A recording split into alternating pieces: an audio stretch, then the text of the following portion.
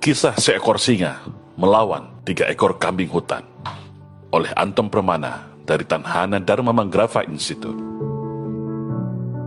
Ada kisah menarik dari sebuah tamsil Arab yang saya dapatkan kirimannya dalam sebuah grup WhatsApp tentang kisah 3 ekor kambing hutan perkasa yang berwarna hitam, coklat, dan putih sedang berhadapan dengan seekor singa yang mau memangsanya. Namun, karena ketika kambing hutan tersebut kompak bersatu, singa itu pun tak sanggup memangsanya. Singa itu pun mundur secara teratur. Tapi, si singa tak kehilangan akal. Karena memangsa kumpulan kambing hutan ini sekaligus tak bisa, maka si singa menggunakan taktik dan akal bagaimana bisa memangsa kambing hutan ini satu persatu secara terpisah. Adu domba dan bujuk rayu pun dimainkan. Si kambing hutan warna putih adalah target utama singa, karena yang paling kuat, paling idealis, dan paling senior. Si singa pun melobi 2 kambing hutan hitam dan coklat bahwa hanya akan memangsa kambing putih. 2 kambing hitam dan coklat ini dijamin aman dan bebas makan rumput tanaman sepuasnya.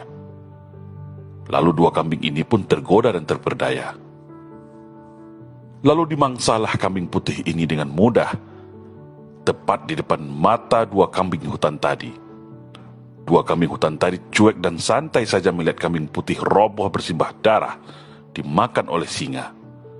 Karena 2 kambing hutan ini asik menikmati kunyahan rumput hijau di dalam mulutnya.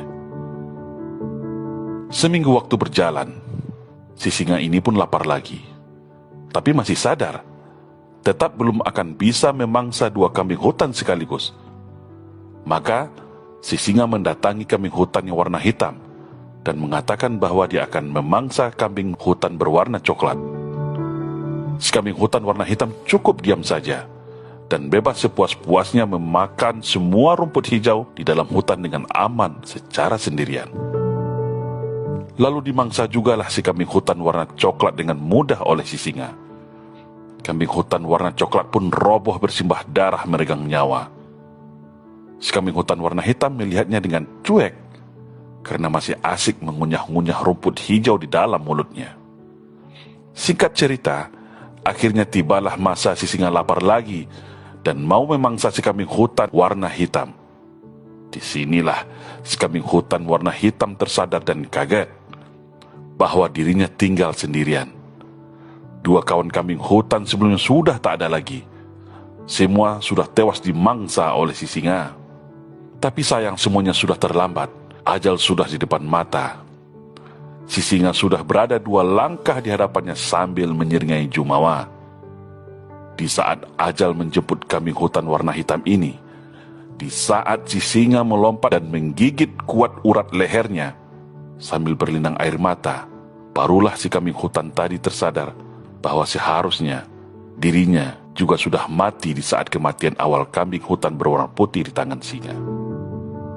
Sebuah kisah analogi yang indah tapi juga bermakna sangat dalam, khususnya bagi umat Islam di Indonesia saat ini. Bagaimana pentingnya sebuah persatuan dan kesatuan kita sebagai anak bangsa bernama Indonesia.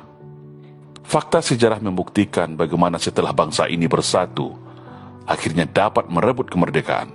Berbagai upaya agresi militer dan pemberontakan pun semua dapat dikalahkan oleh rakyat Indonesia, khususnya dalam menghadapi PKI, Partai Komunis Indonesia.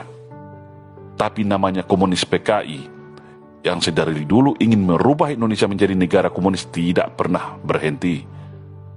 3 kali gagal membuat para PKI ini frustasi. Karena selagi rakyat Indonesia bersatu, umat Islam Indonesia kompak, pasti akan sangat sulit mereka kalahkan.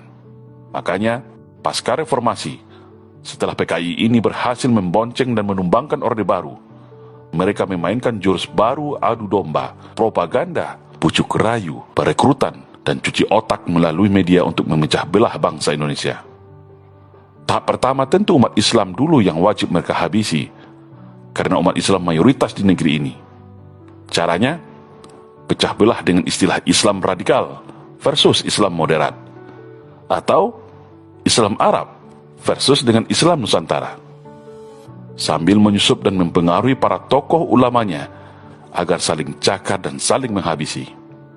Kelompok yang manut dan ikut akan diberi fasilitas jabatan, uang, dan ditokohkan dengan segala puja-pujian. Tapi kelompok yang menentang akan dihabisi, diisolasi, dikriminalisasi, hingga mati.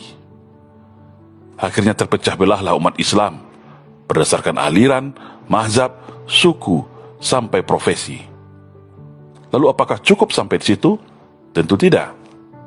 Karena pada dasarnya, semua kelompok Islam yang sudah mereka pecah belah itu pada saatnya nanti pasti juga akan mereka habisi.